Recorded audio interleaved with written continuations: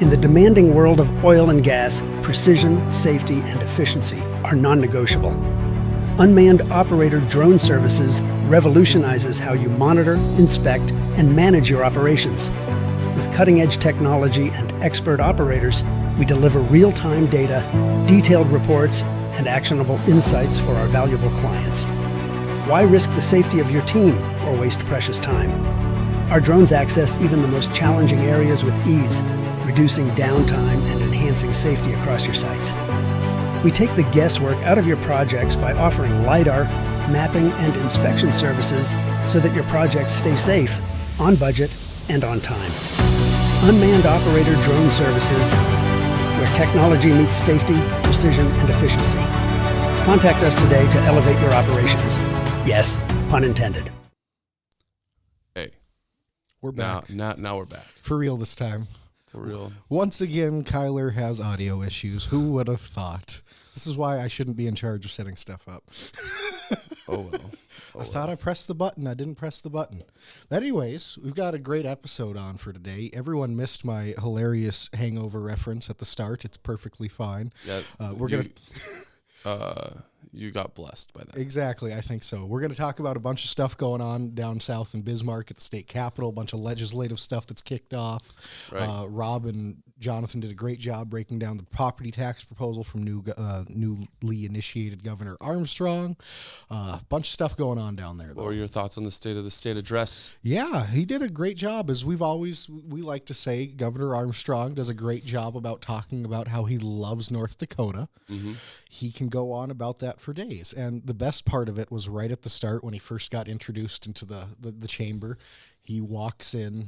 It's right in the beginning of the pomp and circumstance of everything. He walks in, goes to the main podium, and starts trying to give a speech. And they still have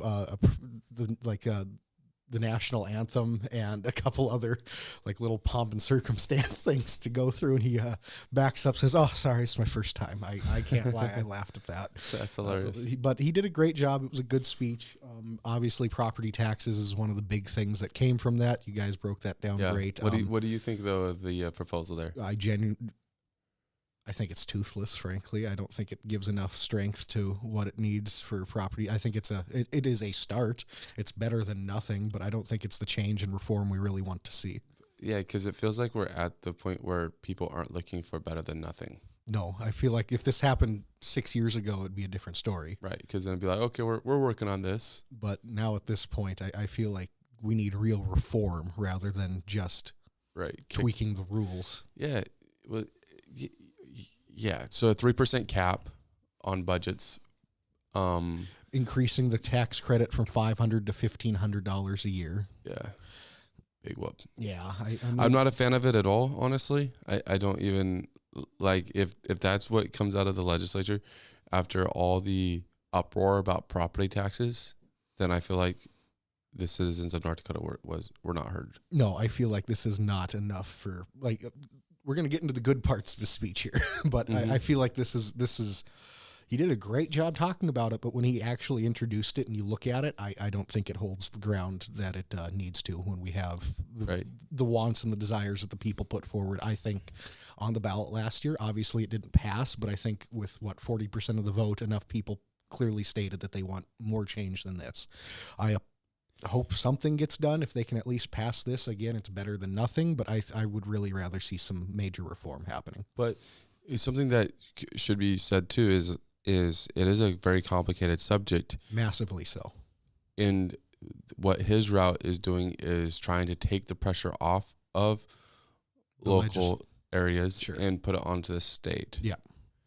Because a lot of this is going to be funded through the legacy fund as well. Right.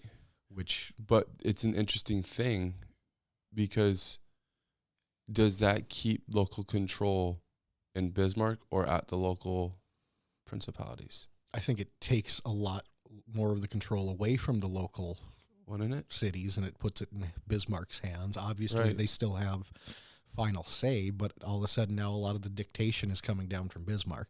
Yeah. And... It feels that way. So it'll be interesting to see how because when it was going on the ballot, everything was about we're going to lose local control. It'll be interesting to see what the take is. And I'm not saying wanting it to be thought of as a spin.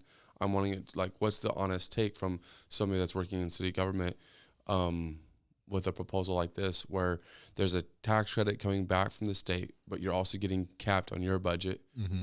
Like, do you still feel like you have local control? Yeah. And do you, on top of that, even if you do feel like you have local control, how much got taken away? Right. And how much less local control do you feel like you have? I feel like that cap. There's the benefits to the cap. Obviously, you're not going to get your prices jacked It's for the up. people. Exactly. The benefits are on the people side. But on the flip side of that, that's the thing. Now, all of a sudden, the city can only dictate certain amounts of how much. If something major were to happen in a city, all of a sudden, their ability to raise, no one wants this to happen, but their ability to raise stuff even in an interim period is limited now. Limited. There is a rollover period with the 3%. So if you don't use it every single year, you can. For up to 5 years, yeah. Up to 5 years. So you can In basically. order to plan for larger projects. Right. Yeah. Yeah. And it would be interesting. This is a good research study for you. Look at how, like the NOS project and special projects like that, which have a great effect on budget, Mm-hmm. but then are paid for not necessarily through, or not paid through the directly tax dollars, not through property tax dollars is But what I'm through trying like, to say. yeah, It's through like sales tax and other means. mess. Yep. Right. How does that have an effect on it? And Miranda Schuler makes a point that I agree with. The current valuation method needs to be priority number one to address reform. Yeah, 100%. It's not that we just want money back in our pocket. Because again, this goes so much more back to the assessment side of it. You can Right. lower property taxes, but if assessment values raise on the houses, there's a possibility that your property taxes are going to go up even though the mills have been lowered. And it also brings into question, and I don't know where I stand on this one yet, but I think it's a discussion that needs to be had, is about all the exemptions for property taxes that are in North Dakota, and how that should be, if those are still solid for where we're at in 2025, or if those should be reevaluated as well. That's one thing, because there's a lot of them, if I'm not mistaken. Yeah. And one thing that Kelly Armstrong preached in his State of the State was efficientizing state government. I think that would be a great place to look. Take all of these things and try to make it a little bit more simplified. Hone it all in a little bit. Like, you're going to have the bump of the primary residence tax credit, but you have so many other methods that you can maybe try to rein in a little bit and try to make a little bit more simplified. Right. And I think that would be a great place to do it as well, because we'll get to this in a second. He's already put a couple executive orders out, one of which he cut some commissions that hadn't met already or in a long time. So that's his way of trying to not centralize, but make government a little bit smaller and a little bit more efficient, in his words. And I think there's a great opportunity to do so with this as well. Yeah. How do you feel about executive orders? They have their necessity. They're there for a So you're reason. going to give a politically correct response. Of course. But I feel that way. I think that they can be abused easily, and they have the possibility to, but also they're necessary, and you need them in some instances. You do need them in some instances. I know that you were sending me texts. I was, yeah. Last night I stayed up late looking at some of this stuff. We can skip ahead to that if you want right now. No, we don't have to. Okay, we'll get to that in a little bit. Credits and caps just act as a Band-Aid on a bleeding wound. That's exactly how I feel. Yeah, 100%. It's again, if it gets passed, I guess it's better than nothing, but this isn't what I think majority of residents in the state wanted to see. Yeah, I still don't think it's better than nothing. You know, if would you rather see nothing than major reform? Or That's not what I'm saying. I know. I'm probably trapping you with that. But I'm saying that's not major reform. If there was major reform, I'd love to see it. That's true. But I'm not interested on a Band-Aid going on it and then it being sold to the people of North Dakota that, hey, we did all this work. Look what we did. It's just, if you're not going to reform it, leave it alone and let the people go and put another initiated measure on the ballot. Fair. Maybe then hopefully the next measure would be a little bit more concise. And I think it would be. I think also people would realize, you know what? We thought that North Dakota legislature would do something about it, and they didn't. So we're going to go ahead and vote for this, and you guys can figure it out. I think there might be a little bit of a change in that kind of notion 2 years from now, right? 2 to 4 years, whenever it would come again. But I do agree. I hope it's better than the measure that was on the last ballot. Yeah, fair. Fingers crossed it can get worked through on that. Right. Because, yeah, there needs to be some bigger changes than what have been proposed. Oh yeah, And I assume now too, because this is the governor's proposed method, I assume this is going to take priority over quite a few of those other bills that have been put into committee at this point. yeah, I think it will be. Like, do you think this is the most likely one to get passed at this point, or do you That think would just someone be else incredible. will? That'd just be incredible. Yeah. It was. That'd be a bunch of people backing down because Yeah, there has not been. Well, as far as the ones that I've heard presented, I've not heard just increasing that credit. Oh, I know, and there's been I know you had was it the Ben Kaufman, House leader. I've seen like Jim Casper's plan, Scott Lauser's plan, and there's others. There's a ton of plans that were presented, and so I'm sure one of them talked about just increasing credits, but overall, most of them were talking about reform. Fair, and we'll have to see what happens with committee. They're going to be meeting. I mean, starting today, I don't know if that committee's meeting. I'd have to look at the schedule, but expect something the next couple weeks to really come to the surface and take center stage in that process, I would say. I feel like there's something that you need called out on, though. What's that? Please do. In our notes, you called it mid. Yeah, well, I think I started off with that. I think I said it was mid. I said it was toothless. Yeah, no, that's fine. It's just mid. It's mid. That's my offhand note taking. This is you're getting called out for it today. This is what generation goes around and calls things mid? That's your Gen Z slang. That's what you get. Do you from like? me. Do you guys also go like with that's large or? I can't do that. That's sizable. I'll say that, but that's just me. I think being weird. Okay. Right. It's the out of the scale of size, it's the only one that's used. That's mid. Yeah. Big moves. I'll say that. Big moves. Yeah. So if this was a great plan, big move. Big move. Big shaker. Interesting. That's mid, bro. Yeah. I mean, I've heard the term before, but then I was reading our notes. I'm like, what? Look, it's mid on here, bro. I sure did. Again, this is the offhand note taking that isn't in the main report. Yeah, so you can't be criticized for it. Okay, Exactly, I get it. I get it. That's what I've heard. Back to the state of the state. Obviously, property tax is what he led off with, the big first thing. Moved on to education. He had some he had some interesting takes on education. Yeah, the education part, that's going to be interesting to see what comes out of that. His first big one, he is for a student savings account where the student can use it toward, or the parents of the student can use it towards whatever education they want, whether it be public, private, or homeschooling. I think that's an interesting concept. He's also for... Does that destroy the public education system in North Dakota? It starts to take away the education department's role in it a little more. It offers people an out from the education department. But think about, and I'm not the most knowledgeable in this area. Sure. Okay. I'm not saying I am either. But think about like the Minot Public Schools who's struggled with their budget for the last 5 years. Yeah.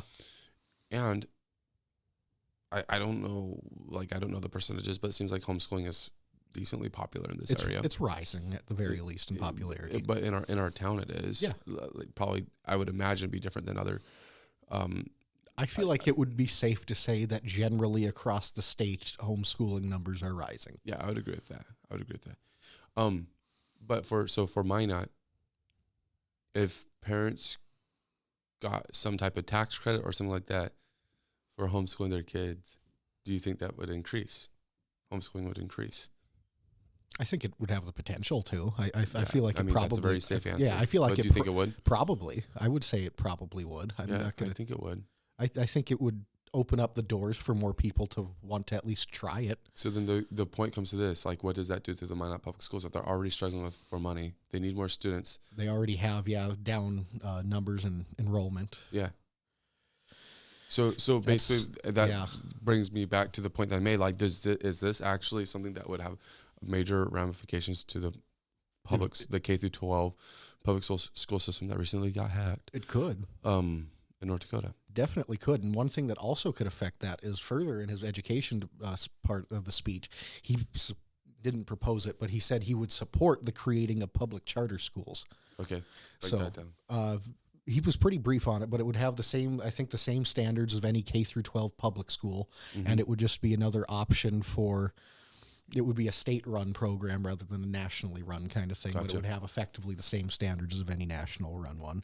And it would be another option for parents in the state to be able to send their students to. And I can barely read the comment. I see competition. I know, and I saw competition, and that's what I wanted to say off of that, because that's a very good point. This could possibly breed more competitive schools to want to compete and one up each other in a good way, but also on the flip side, it could be a hamper or a detriment to some of the public schools. They'll lose enrollment, and they could potentially lose funding, and they could lose teachers to these other schools, which is already something that. But to be fair, it's kind of like the topic that we were talking about with Trinity and the new hospital. Losing, like, if you lose teachers, I guess it's different than that. So that's not a fair comparison. My point is this, though. If they lose teachers, it probably is a good thing, because they're going to need to lose teachers, and they're not going to want to lay off. That's true. That's actually a fair point. That's a good, especially if that other school opens up and their enrollment numbers go down even more drastically. Right. And if some kids pick up getting homeschooled, all of a sudden, they would need to lose a few teachers. So this would be a good out for them at that point, right, for them to be able to transition over. I believe right now they need to lose teachers. Because they closed down two schools and they didn't lay off anybody, and they said, well, let attrition worry about that. Mm-hmm. And so I think right now they might need to lose teachers, but they're not going to do layoffs.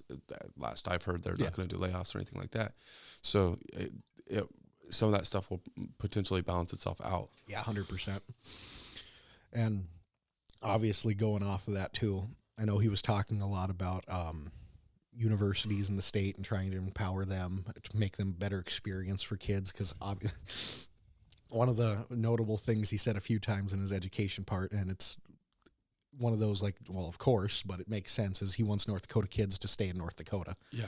And he wants to make their university and high school experience as good as possible to try and keep them here as long as they can. I want to talk about that in depth. This is something interesting, though, about the K through 12. A nationwide cybersecurity breach has affected software used by North Dakota public schools.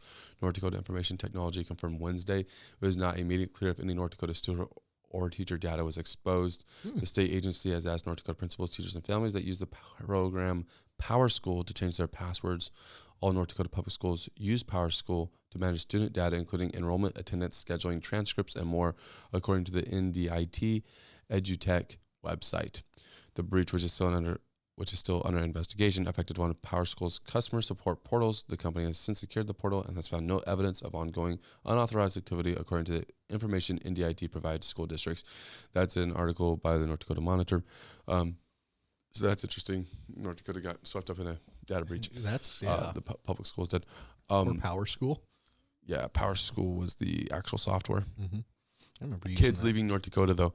So this is something which is an interesting fight against. Like, I do think we need to 1,000% recruit kids to local colleges and things like that. That's for sure.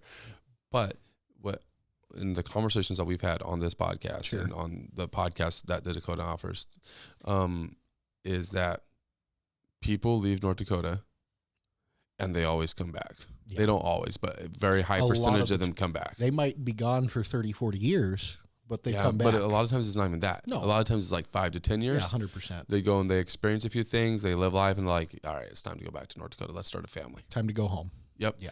And so I think that while we should do a good job of recruiting kids to our colleges and stuff like that, which would be good for the school systems, there also has to be an understanding that North Dakota is what it is. Mm-hmm. It's not the big city. And there are experiences that North Dakota does not have. 100%. And people want to experience those things. And so we are going to temporarily lose those people. And there'll be a natural attrition from that regardless. But like you say, to be able to get them back is such an important thing. Right. I think that needs to be part of the focus there. Yeah. It's not just trying to recruit them,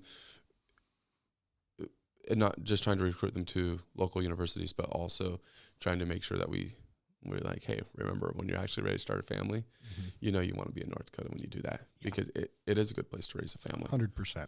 This is the kind of place that people with a family want to be at. That's why you see so many Air Force people stick around too. Right. It's one of those things. And obviously our universities and schools are, they're smaller than other places, but at the same time, if you can increase the quality of them, that's what you get. That's how you get people to stick around to them. If you increase the quality. But one thing that I love about North Dakota is the ability for opportunity. 100%. When you look at how just the population in the other areas, it becomes so hard to have a voice in anything. And there's such a high level of competition, which is good. Like that, I believe in competition. It's not the competition that's the problem, is that there's so few opportunities. Like, I mean, you have the opportunity, but to get into it, you know it's going to be an extra competitive market compared to here, where you're going to be able to get into it, and there's as many, if not more, opportunities with a less crowded market most of the time. if you wanted to be a state representative, then you can. This would be not advised, but you can move to a targeted community and you could be a state representative next term. It wouldn't be hard at all. No, it would be very doable, especially with enough money. You don't even need that much money. No, because what I'm saying is there's just people that are just would be more than happy to support somebody that had good ideas and whatever in their communities, because there's just not a lot of people that want to go and be in those positions. You just have a lot of opportunities that you don't get other places, and it's not just politics that goes across the board. Yeah, business into a lot of different things. When you look at the small business environment in North Dakota, it is everybody owns a small business. It seems like 100%. It's crazy, and that's the beauty of it. Yeah, you have those opportunities and the ability to do so without an excessive amount of government red tape. Obviously, that's always going to be there, but compared to other places like California, and shout out to them, they've had some really crazy historic fires happening there. But a place like that to start a business, you're going to have a lot more hoops to jump through. Right. It costs $120, $125 to start a business in North Dakota. Exactly. Just get paid for the license and you're good. Yeah, it's crazy. It is. It's easy. And there's that accessibility and the opportunity. It's one of the things that makes North Dakota wonderful, that opportunity that you're able to have. So I think that's something that is also a hold that might pull people back. It's a land of opportunity. It is. And that's the nice part about North Dakota. There is the ability to start business here and expand and grow. Absolutely. All right. He had some other stuff he talked about in that State of the State one of the things you have is Recovery Reinvented. Yeah, he plans to continue that program on. That was a question. It wasn't sure if because it was something major that was established by Governor Burgum, and it includes a cabinet position, and it is a big thing every year in the state now. And Governor Armstrong announced his pick for the new cabinet head. His name's Jonathan Holt. He's been the director of Recovery Reinvented for, I believe, since its inception. I could be wrong there. I've met him a couple times. He's a really nice guy. He's in recovery since I think 2008, so he's a great candidate for the pick.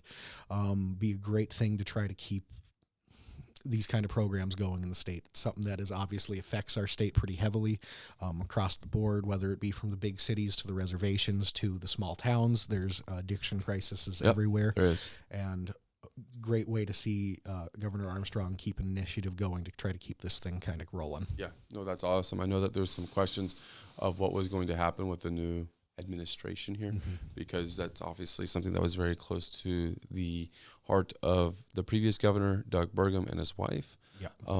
And so it's good to hear that in some way that this is going to keep going. I think that overall there might need to be some fine tuning on how everything works, but and honestly, the person that becomes second to the idea typically works on that stuff, and hopefully it's done well. Yeah. The first person has the big idea, they get it out there, they push it through, they and get it gets the it ball going. rolling.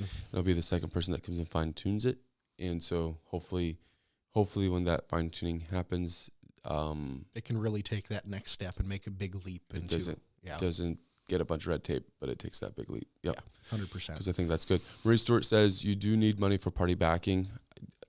I mean, if you're going to step into it, what I was talking about is just being a district representative at the state level. If you can find an uncontested seat, and that's essentially what I was going at. Is you can either find an uncontested seat, or you can find somebody that is running that doesn't really want to. And now with the implementation of term limits, it's going to increase even more. But obviously, if you have a lot of money, it'll be easier. Money would make it easier. But I don't think you need to have a lot of money to get going. I agree with that. And she also says the weather is tough, keeps the riffraff out. I couldn't agree more. That is one thing that the weather does. Yeah, felt it this morning coming up. Yeah, that's right. And it wasn't even bad today. Exactly. That's the worst part. Then yeah, he just a few other little tidbits of his state of the state, touched on energy, ag, obviously pro ag. One thing he talked about was I know, right? Crazy. We want to implement pro agriculture policy. Wow. Groundbreaking statement. But one thing he did make a point of, he wanted to expand the farm to school program, which is a program that takes produce directly from North Dakota farms and gets them to North Dakota schools. I think that would be a great kind of initiative to keep and build upon. Possibly could lead to even more reduced prices in student lunches. I think anyone would be a proponent in that. Yeah. And moving on, and one thing too that I remember was notable. He is a proponent of carbon capture, and he thinks that could be a major step in energy development to continue. And I know he mentioned the term and to enable North Dakotans to generate generational wealth in a different way. Yeah. So I'm not sure how I feel about carbon capture. I don't love it. I don't hate it, but I don't love it. I guess if I had land with carbon capture being implemented on, I would love it. But I guess if I had land, I'd love it. Yeah, exactly. Just if I had land. Yeah, I'd love that too. Yeah, you're right. But yeah, that was the extent of his speech. I think we mentioned him mentioning the point of streamlining government. Obviously, workforce recruitment and retention. I know we talked about that kind of So then to talk about the streamlining of government, that leads to a couple executive orders. So Governor Armstrong's been in office less than a month. He has officially implemented 2 executive orders. Okay, this is your topic here. This is. I look forward. Let's hear it. First one is to empower his Lieutenant Governor Michelle Strinden, give her a few extra powers when he is unable to do something, whether it be he's out of state, she can take his act in his stead. If he's incapacitated, whatever it might be, but also a couple other ones that I thought were interesting. She'll be able to execute agreements related to the Department of Transportation with right-of-way conveyances, which is interesting. She'll also be able to sign extradition documents. So if someone needs to be extradited back to the state of North Dakota or from here, she would have the ability to sign and execute that. Interesting. I thought so as well. Don't know what that means. Probably not anything out of the ordinary. I just thought it was a little just trying to give her some little extra things to do by all means. Interesting. And that was the first one he signed. Then the more recent one he signed beginning of this week. It formally declares the completion of multiple initiatives and task forces established by previous administrations. So there's 5 commissions or task forces that Governor Armstrong closed down. They hadn't met in over a year, and he announced their closure, and he plans to do so with more in his hopes to try to streamline and efficientize North Dakota government. 4 of them: Governor Prevention Advisory Council on Drugs and Alcohol, that was actually started in 2016 by Jack Dalrymple. Makes sense with Recovery Reinvented. No need for that. Task Force for Higher Education Governance, Task Force for Veterans Affairs, and North Dakota Census 2020 Complete Count Tasks, some things that probably don't have much of a necessity to move forward. The one interesting one that I found that he closed was the Teacher Retention and Recruitment Task Force. Not necessarily that he closed it, but the fact that it's only been around for a little over a year and he closed it. That's why But has it been effective? Has it done? It must not have done anything. Right. It must not. And he said that he closed all these things that haven't met in over a year, so it must have only met once or twice because it was started in 2023. Gotcha. So I assume must not have been doing anything. Right. Yeah. And well, I guess he's being the Doge exactly person in North Dakota. Trying to take that and make it here. I love it. Yeah. So to further off that, we were mentioned this a little earlier. A stat I found last night. Yeah, this is interesting. So I was looking through the executive orders for the state, and gosh, what are the numbers? Let me pull it up here. I have it in our text messages.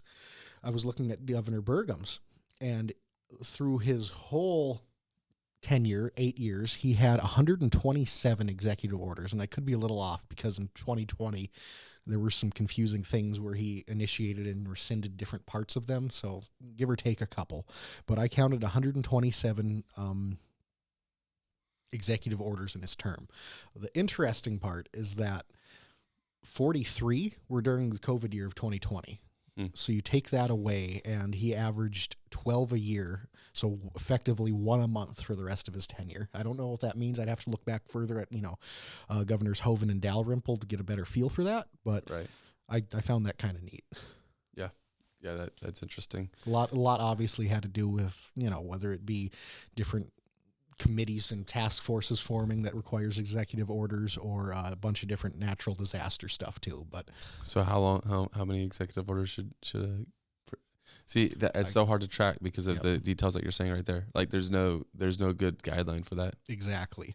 And again, the 2020 just massively complicated his numbers too. But I feel like Yeah, but should executive orders have been used during 2020? that's an even bigger question that we can talk about. And we could, if you wanted, we could go break down every one he had even at some point and try to determine the legitimacy or the necessity of it in hindsight. Obviously, the hindsight's 2020, but Well, on that subject it is.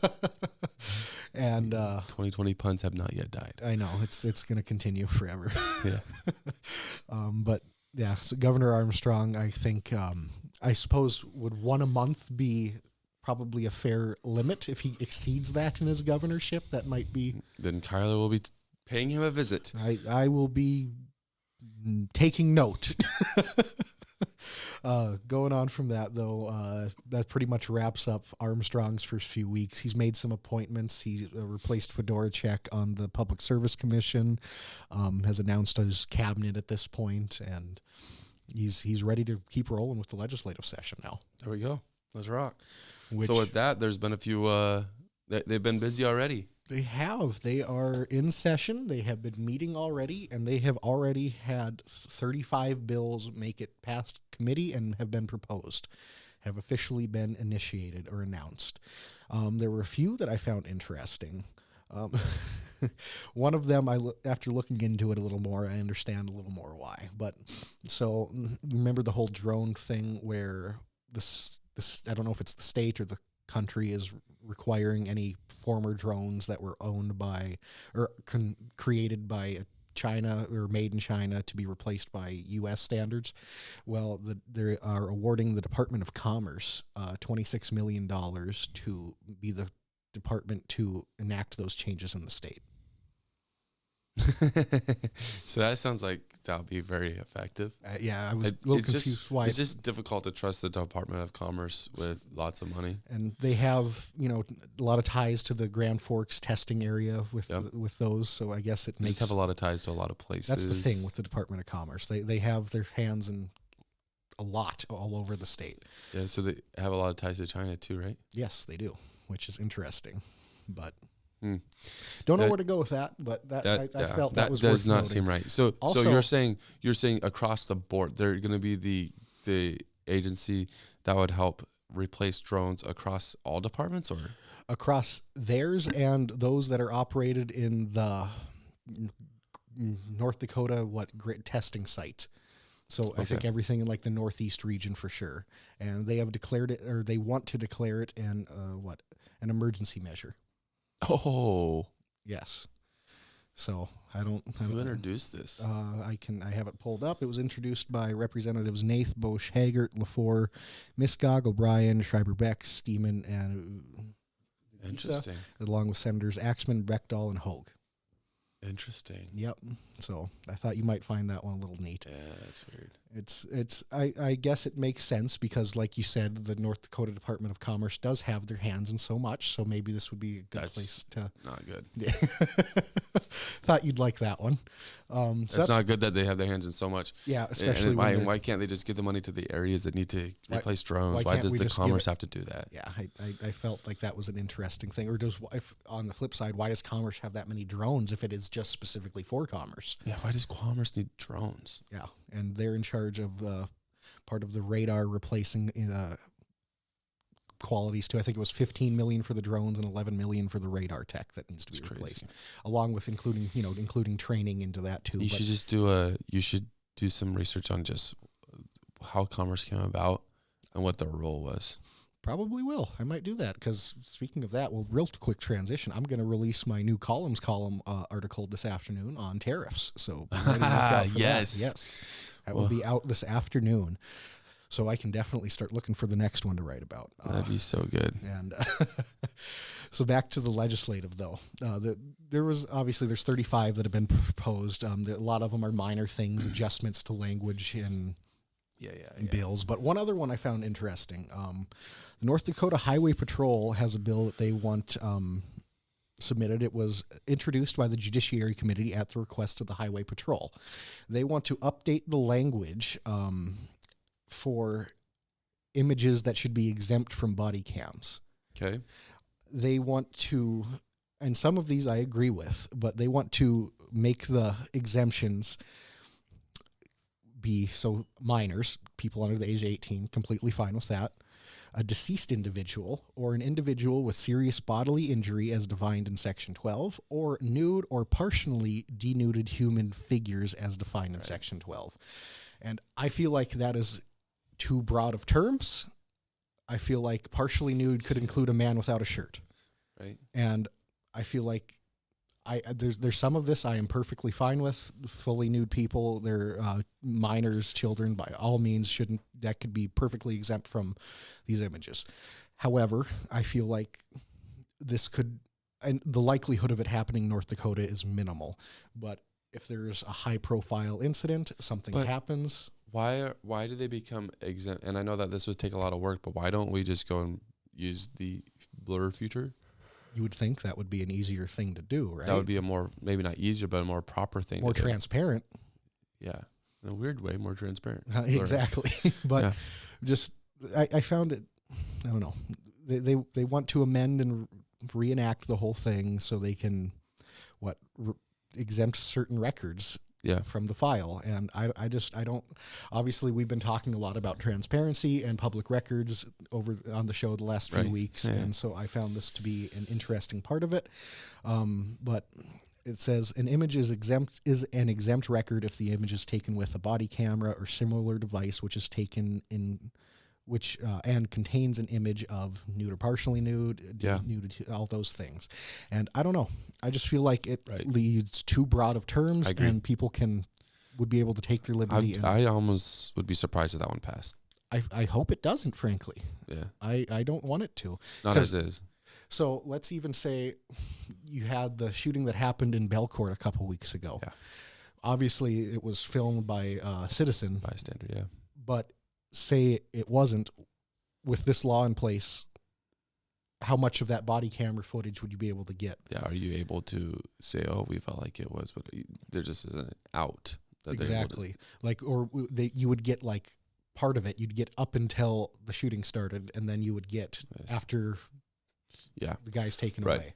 Yep. I feel like there are some, extra liberties taken there that maybe might not be necessary. Potential for it. Yeah, it allows the potential for it. Right. Yeah. That was one I wanted to mention. Yeah, Cassandra Falcon asks, any updates on the Dunsey debacle? Do you have any? I don't. I hope they are in. I know they're supposed to be talking about it this week at some point, but I don't know if it's happened or will happen. And that's what has happened with the Dunsey debacle is we released our last episode and then we did the live stream. Mm-hmm. Before the live stream on our website, we released a bunch of evidence, and that was technically part one of the evidence.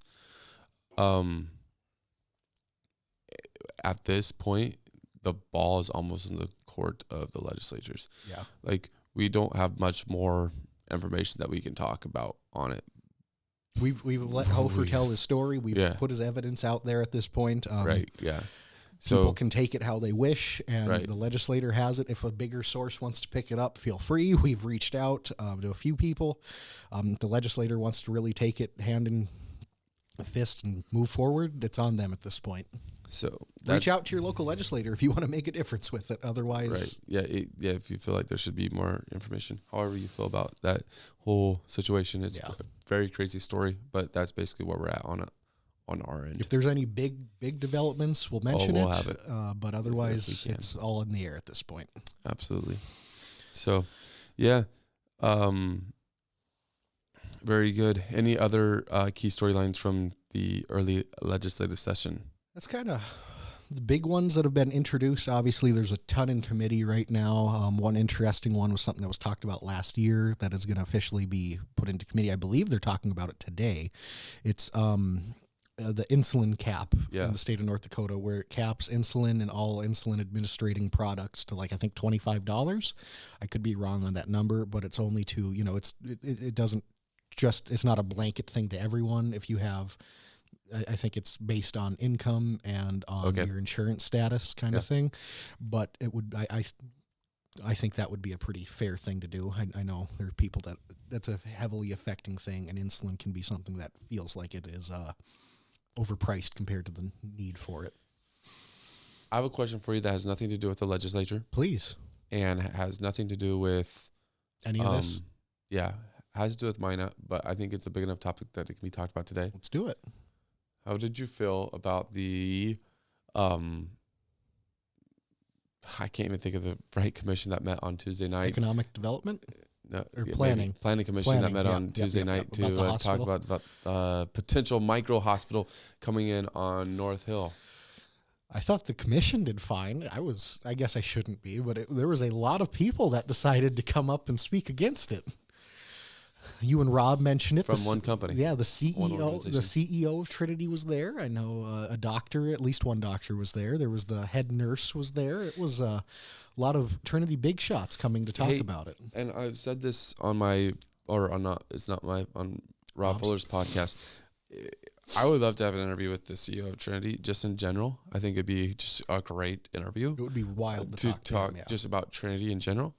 But yeah, it's interesting how you don't get to see much from that guy. Mm-hmm. And I think that's a bummer. Extremely. I don't want to say closed off. I wish we seen more, but it's also the approach that Trinity takes a little bit.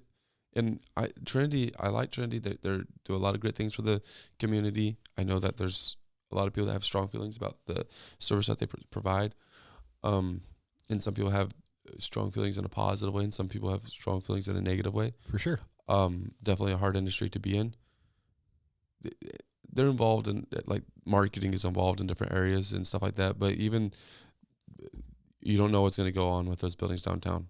They don't. No. They don't give any direction on that. They haven't even given a clue what's going to happen with the old hospital. Right, and there's just a lot of maybe they've given like small clues, but for all we know, they could have a full plan in place, or there could be literally nothing. Right, we don't know, and it's just kind of a bummer that a organization that is that big in our community is that quiet. Yeah, but it's good to see them turn out. It's good to see the CEO there. Yeah, he's still around. And it'll be interesting to see if this gets in place, because that would mean that there would be a new surgical center.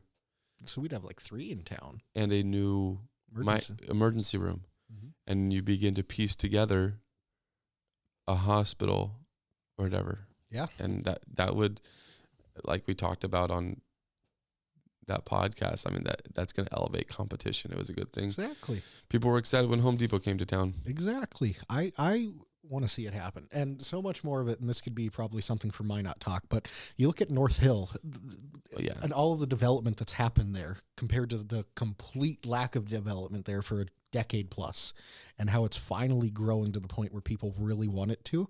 This would be a huge step to continue and not just continue, but to I don't want to say enforce, but solidify that growth to keep it in place. This is a little bit of a hot take, okay? Sure. But just talk about maybe our perception of Trinity is wrong, or the perception of some people's view of Trinity is wrong. So this micro hospital comes to town. They get the utilities ran under the highway, which is going to be a huge task. Yep. They build this, I think it's 23,000 square foot building. Something like that. And it's going to look nice because it's a hospital. And hospitals, they do a good job with aesthetics typically when you build them new. Lo and behold, they're pretty clean. Yep. And 2 years from now, realize, you know what? People just love Trinity. Terrible idea. They bail. How bad is that for our community? That'd be pretty rough, too. It's not rough. You don't think that'd be a bad thing? No. You don't think a wide open empty hospital on North Hill would be bad? No. This is why. 1, utilities are ran under that highway. There's people that look at that for development. And I bet one of the things is like, well, I don't know if we want to pay for that. Well, will the city pay for this? And the city's like, we ain't paying for that. And in theory, now it's already done. Right. It's done. It allows for development to go on around it. Okay.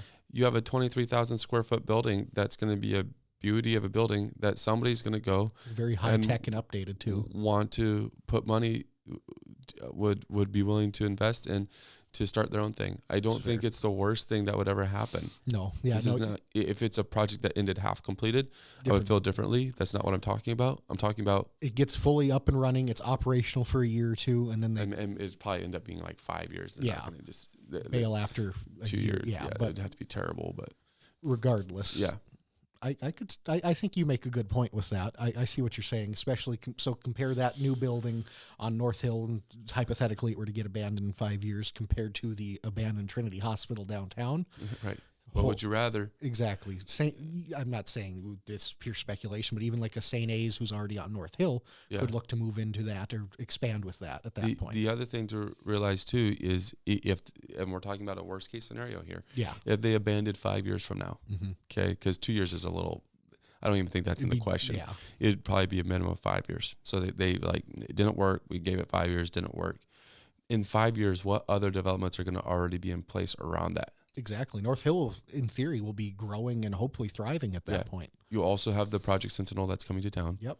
It'll be coming quickly, too. So there potentially could be more housing developments that are put up around there, and there could be some other things. So I cannot buy into the idea that this is bad for Minot. I don't think the hospital is bad. No, not at all. And my whole point was I said the abandonment of the hospital could be bad. Okay. I'm not saying that to you. I I'm just saying in general. Yeah.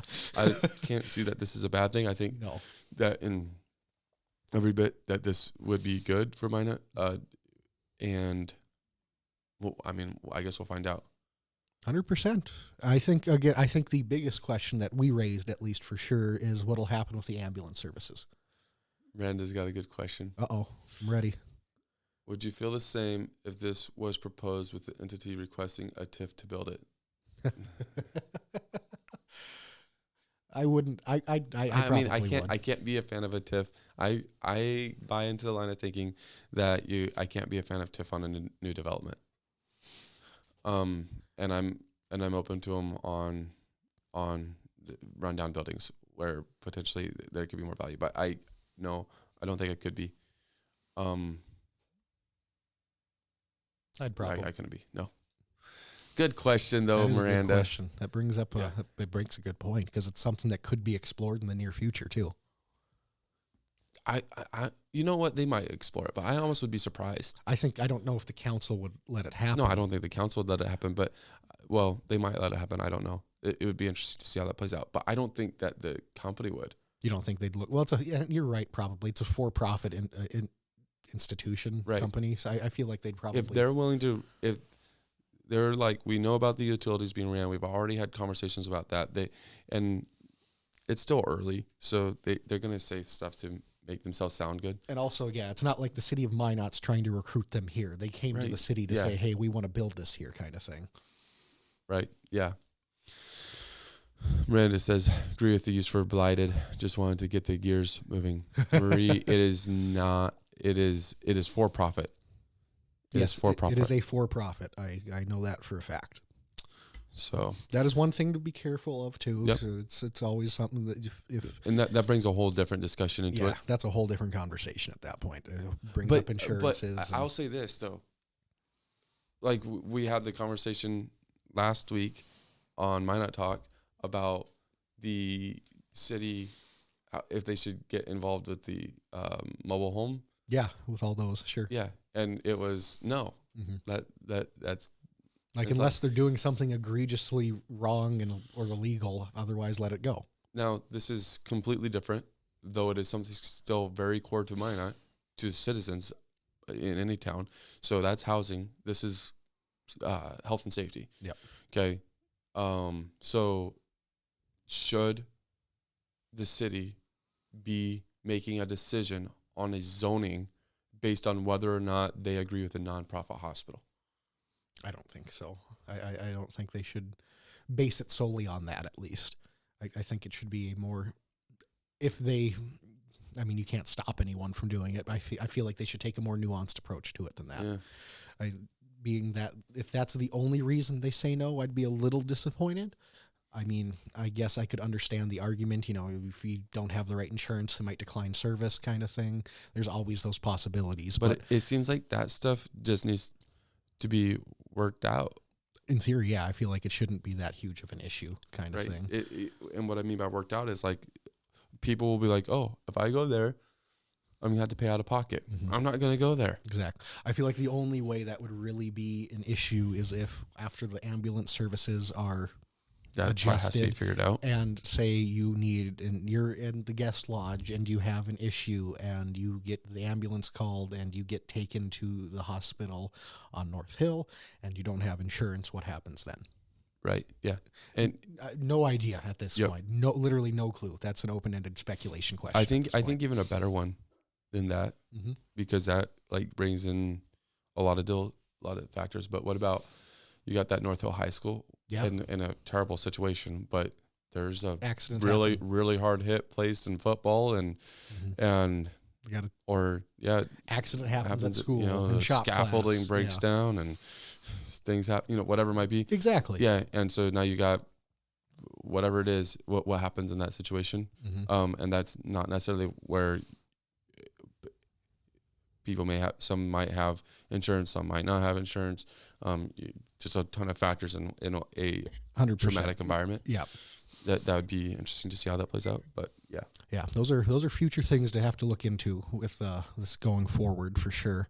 And I'm sure it'll be talked about and discussed more at future meetings. Sure. I think it'll be I don't know that it'll be discussed that much because all that they're worried about is zoning, and that's where I don't really feel like the city of Minot has much say on this. I feel like zoning, we're fine with that zoning. Okay, go ahead. Yeah, so that's the thing at that point is can they solely, because it will the zoning change has to go to the city council. Yeah, it has to be approved. They have to approve it. But they need to take the same approach that they took with the park tax, park district tax. 100%. It was not about whether or not they agreed with the tax. It was whether or not does this pass all the bases for there to be exactly. Okay. Yeah, go ahead, it can be on the ballot. They shouldn't decline the zoning principle just based on the fact they don't want the hospital. Right. Yeah. It should be. Does this look like the stuff that we're looking for in Minot based off zoning? Okay. Yeah, it does. Let's go. And then allow them to develop at their own will at that stage. Nobody said anything about the surgical center across town. Exactly. Different parts of the hospital, but the reason why is because they didn't have to adjust zoning. Yeah, it was. Yeah, that's true. It was what it was. They were able to open up in that building, and it happened. Right. And we'll have to see what happens with the North Hill section of it going forward here. For sure. Oh, be interesting. It will. A little bit different topic to end things here, but it was a good episode. I think it was a good run. Good breakdown of stuff happening down in Bismarck, and obviously some more Minot stuff. Can't argue with that. I look forward to Tuesday. I think that affects North Dakota though. 100%. Affects It does. region stuff. It does. That affects the whole second hospital is a North Central North hospital. Dakota. Yeah, that affects the whole base. People have to be taken to the hospital from base. Odds are they'll end up going there. Yep. Right. And I think some of that stuff is really good. 100%. Because it's way more accessible for the north side. Exactly. Oh, very much so. I think hopefully it can lead to more development on North Hill. Oh, I agree with that. That might be the catalyst we need for Chick-fil-A. I don't know. Yeah. Yeah, there you go. New hospital. New hospital brings in Chick-fil-A. I love it. Or Red Robin. Either way. Red Robin. All right. Thank you, guys. We will see you on Tuesday at 1 p.m. 1 p.m. Thanks. Have a great day.